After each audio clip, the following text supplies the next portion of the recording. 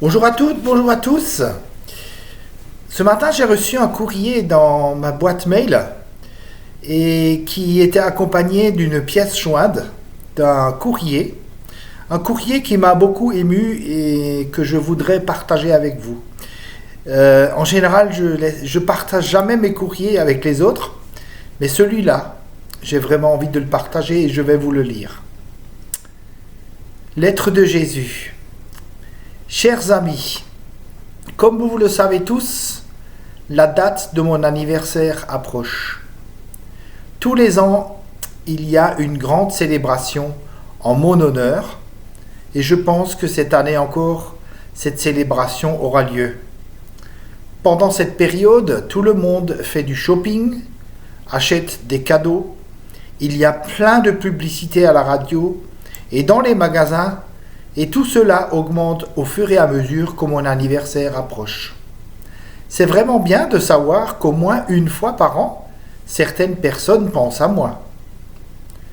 Pourtant, je remarque que si au début les gens paraissaient comprendre et semblaient reconnaissants de tout ce que j'ai fait pour eux, plus le temps passe et moins ils semblent se rappeler la raison de cette célébration. Les familles et les amis se rassemblent pour s'amuser, mais ils ne connaissent pas toujours le sens de la fête. Je me souviens que l'année dernière, il y avait un grand banquet à mon honneur. La table de salle à manger était remplie de mets délicieux, de gâteaux, de fruits et de chocolat. La décoration était superbe et il y avait beaucoup de magnifiques cadeaux emballés de manière très spéciale. Mais vous savez quoi? Je n'étais pas invité. J'étais en théorie l'invité d'honneur, mais personne ne s'est rappelé de moi et ils ne m'ont pas envoyé d'invitation. La fête était en mon honneur, mais quand ce grand jour est arrivé, on m'a laissé dehors et ils m'ont fermé la porte à la figure. Et pourtant moi, je voulais être avec eux et partager leur table. En réalité, je n'étais pas surpris de cela, car depuis quelques années, toutes les portes se referment devant moi. Comme je n'étais pas invité, j'ai décidé de me joindre à la fête, sans faire de bruit, sans me faire remarquer. Je me suis mis dans un coin et j'ai observé. Tout le monde buvait, certains étaient ivres. Ils faisaient des farces, riaient à propos de tout. Ils passaient un bon moment.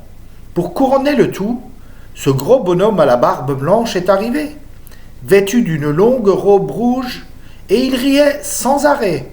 Ho ho ho! Il s'est assis sur le sofa, et tous les enfants ont couru autour de lui, criant « Père Noël! Père Noël !» comme si la fête était en son honneur. À minuit, tout le monde a commencé à s'embrasser. J'ai ouvert mes bras, et j'ai attendu que quelqu'un vienne me serrer dans ses bras. Et, vous savez quoi? Personne n'est venu à moi.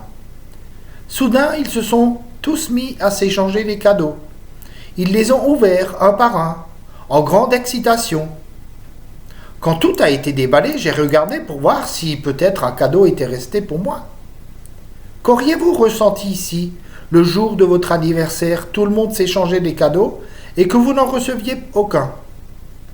J'ai enfin compris que je n'étais pas désiré à cette soirée et je suis parti silencieusement. Tous les ans, ça s'empire. Les gens se rappellent seulement de ce qu'ils boivent et mangent, des cadeaux qu'ils ont reçus, et peu de personnes pensent à moi. J'aurais voulu fêter la fête de Noël cette année, que vous me laissiez rentrer dans votre vie. J'aurais souhaité que vous vous rappeliez qu'il y a plus de 2000 ans de cela, je suis venu au monde dans le but de donner ma vie pour vous et en définitive pour vous sauver. Aujourd'hui, je souhaite seulement que vous croyiez à cela de tout votre cœur. Je vous aime très fort. Signé Jésus.